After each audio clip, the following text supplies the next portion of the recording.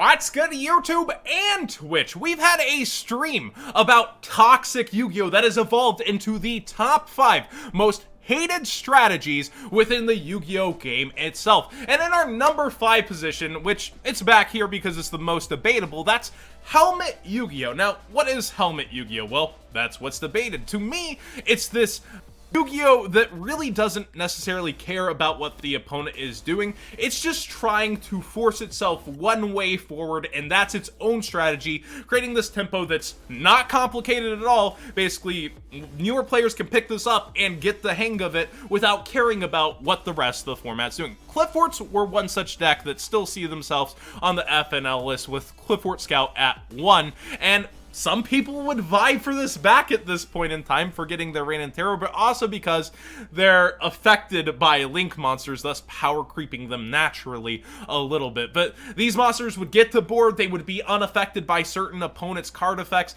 and they would just march on forward trying to take down the opponent while gaining massive advantage off cards like Scout and draw power like Carded Demise. And you saw people that necessarily wouldn't usually top using strategies involving Carded Demise to just get there when it wasn't interrupted. Now, here's one that'll get a little bit of screeching in the comment section. True Draco is kind of one of those decks. While it does have interactions that are more complicated and routes that can go up, like True Draco Apocalypse being able to make monsters disappear in the damage step. Yeah, sure, there's niche interactions, but relatively it's straightforward. You're trying to do what your cards say they do. You're trying to march forward and overpower them with advantage, using the traps to pop monsters, spells to pop spells, and again, the power on board to move forward. So Helmet Yu-Gi-Oh! Ends up as one of our top 5 most hated strategies. Now, speaking of a mix of Helmet and usually in those kind of strategies, our number 4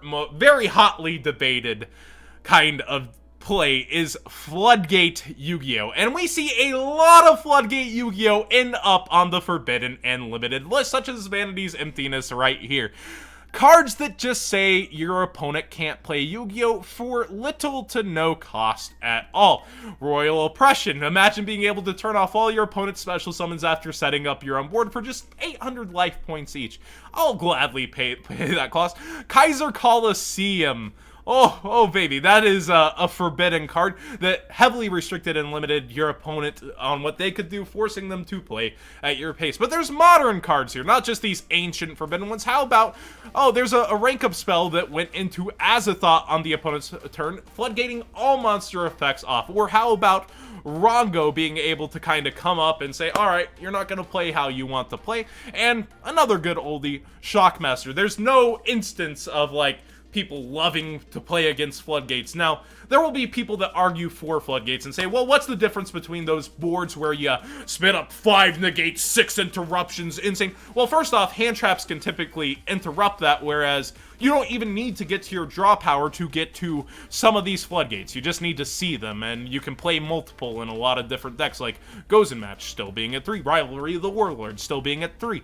There's just ways to see more Floodgates more often, and your opponent will have to get to Spell and Trap Disruption and hope to see unsearchable outs in order to deal with certain aspects of this. Now, if Floodgates are all the way back at number 4, what could possibly be ahead? Well, in our number 3, it's Hand Loops, and one of the more recent ones comes from Trickstars, and that's Hand Loop Withdrawal and Lock, but that's not searchable. Let's go back to some of the good old times where we have forbidden Hand Loops, or limited. Not too recently, but, you know, it's been a hot maybe less than a year.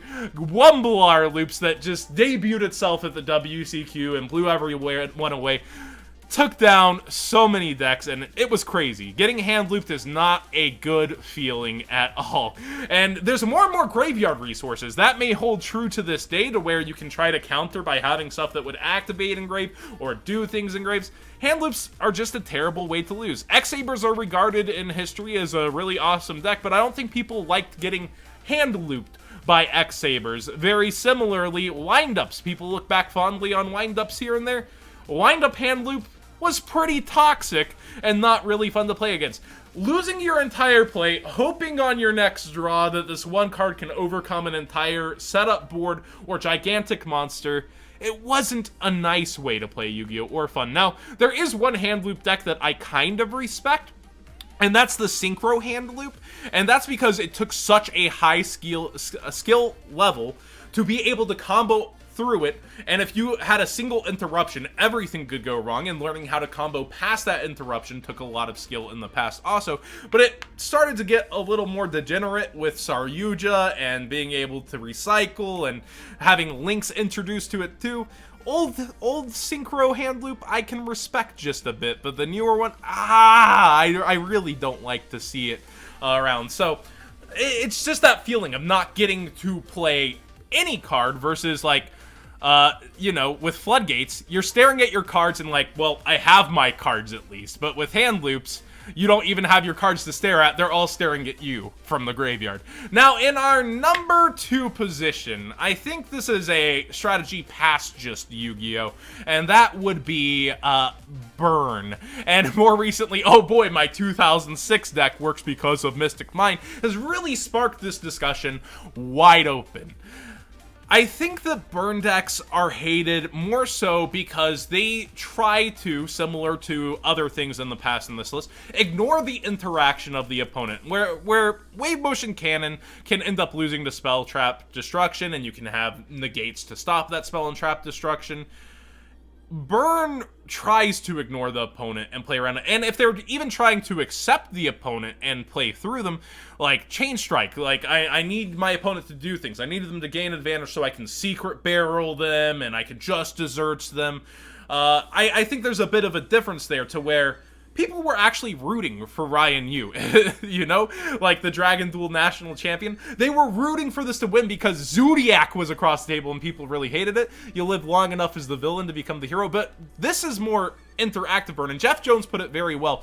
Typically, people who don't know what they're doing against a Train Strike like burn deck will end up losing to it. You actually have the knowledge to play, whereas the more modern mix of this insane Floodgate card mixing into a burn deck, like the lead-in, each list part leads in, it really adds another level to modern-day burn. And our number 1 position also gets somewhat hotly debated, but I think if you're attending events, you're paying, let's say, $500 for a plane ticket and hotel, X amount for your deck, and you're going in and all of a sudden you have been FTK'd. You're facing the most hated strategy in Yu-Gi-Oh! Not giving your opponent a turn at all. Your only interaction and interruption may be hand traps to try to save yourself from an FTK. And a lot of people don't see hand trapping as interactive Yu-Gi-Oh! Despite it being an interaction, because hand traps usually are trying to stop the opponent from what they're doing in a sense of, hey, no, my card says no, please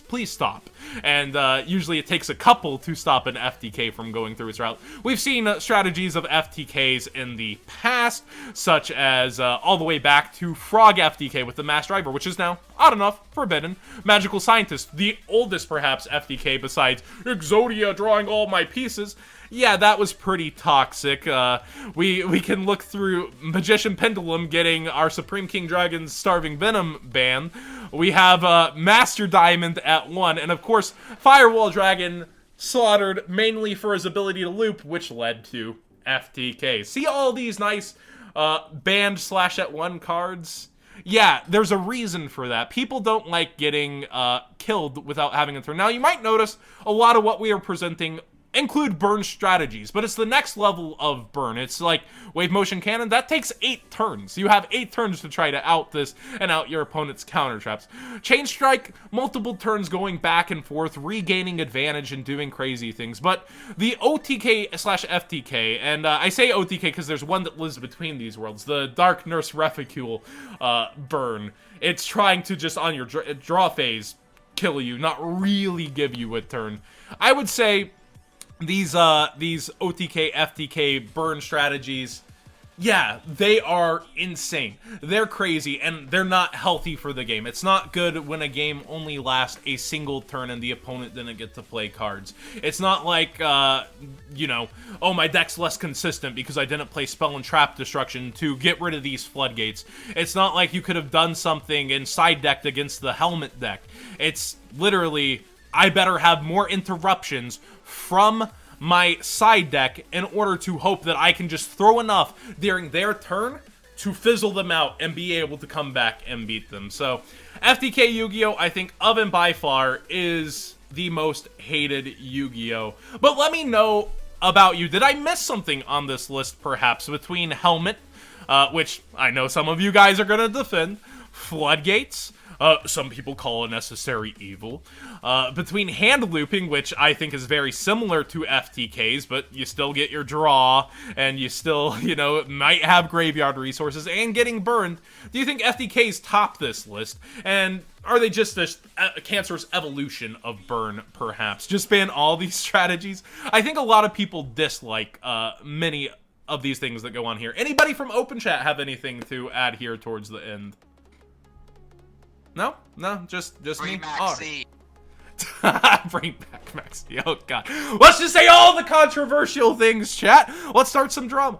Nah, but seriously, thank you so much for joining, everybody. Please subscribe if you haven't already. Give this video a thumbs up if you enjoyed the conversation, despite all the PTSD you might have had from facing these kinds of cards, and perhaps solutions to the future besides just the Forbidden Unlimited list, because we're still seeing crazy floodgates that help these strategies come out. We're still seeing a lot of the community get upset about things like that, and FDKs are just going to continue to develop throughout the game's history, I feel, and the Forbidden Unlimited list does a great job of keeping that in check, but what can we do in the future to perhaps prevent these kinds of things? Thank you so much for watching.